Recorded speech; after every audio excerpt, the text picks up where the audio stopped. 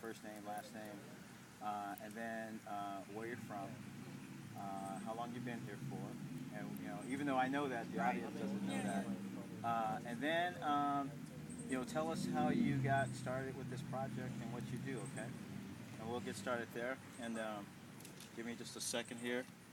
Quiet on the set, folks. And what's today's date? What's today? The 14th? 14th. My parents' wedding anniversary, but they're divorced. It's Sunday, August 14th, and we are in Joplin, Missouri.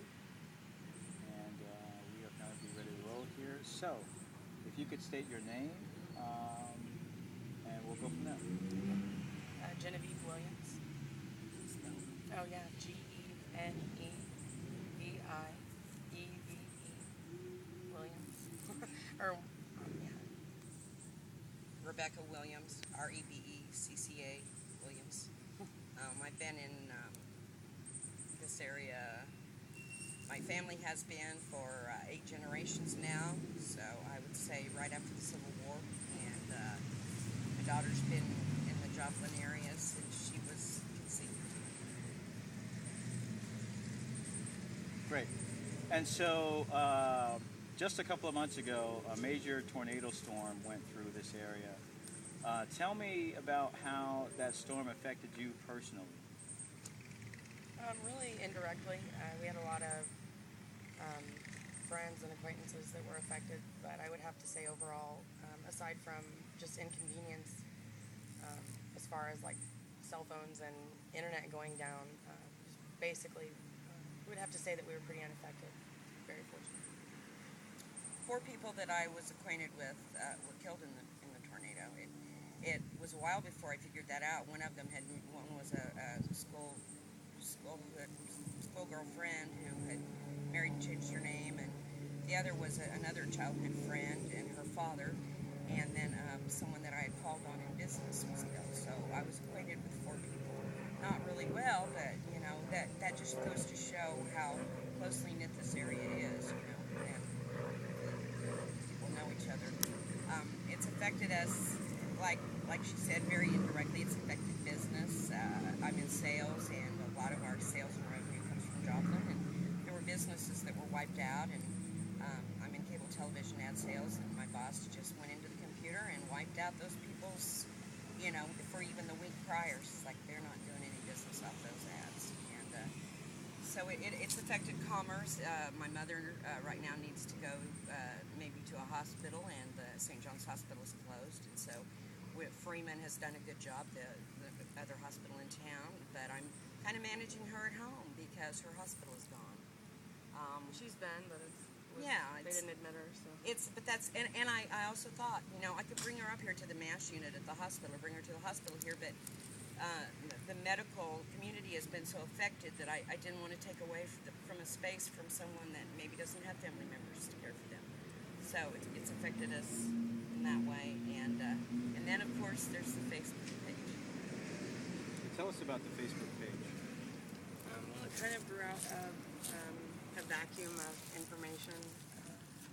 Right after the tornado, we were actually eating dinner as a family every Sunday, and it just happened to be around the same time. And somehow we normally don't do that, but we were watching local news because the weather was severe. And we're storm spotters. Yes, we're certified. We were before this. We don't chase them, but we spot them. Yes, from home. So anyway, so they have to come here.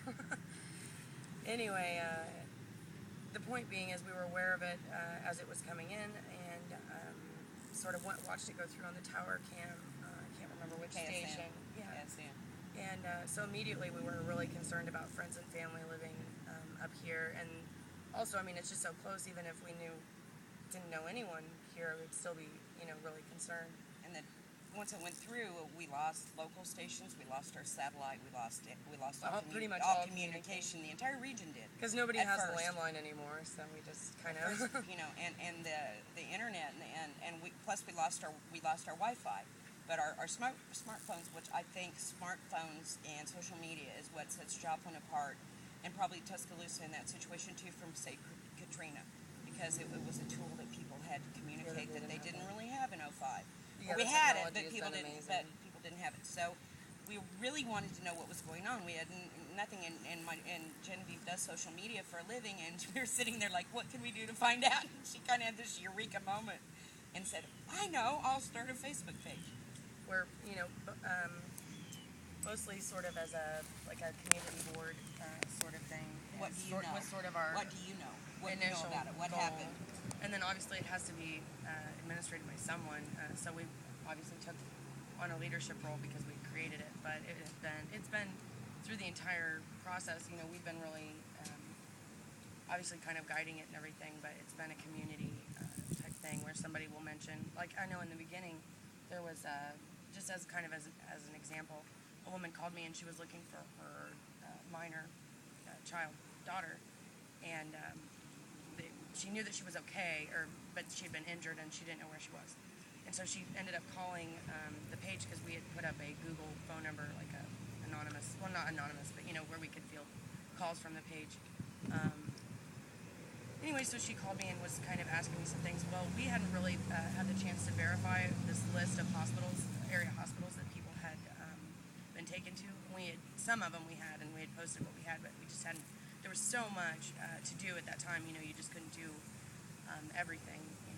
So we ended up referring her to one of the posts on the page that was from a user, and then she ended up finding her daughter, I think in Kansas City. This person had listed all the hospitals where and people were we taken. weren't able to. We couldn't do that. We've really since the very beginning, we've tried to maintain a high level of integrity as far as information and what we put out there. Like as far things like that, we never. If somebody said, I've lost my, I can't find my daughter, something of that nature, we wouldn't repost it unless we actually made contact with that person and they were, and that. They still could have been. You have to trust people. There's a certain, level of trust you have to have. But anyway, it's been very interesting. And it's morphed over time also. So now we kind of do more public interest stuff because we're not in crisis mode. But when we say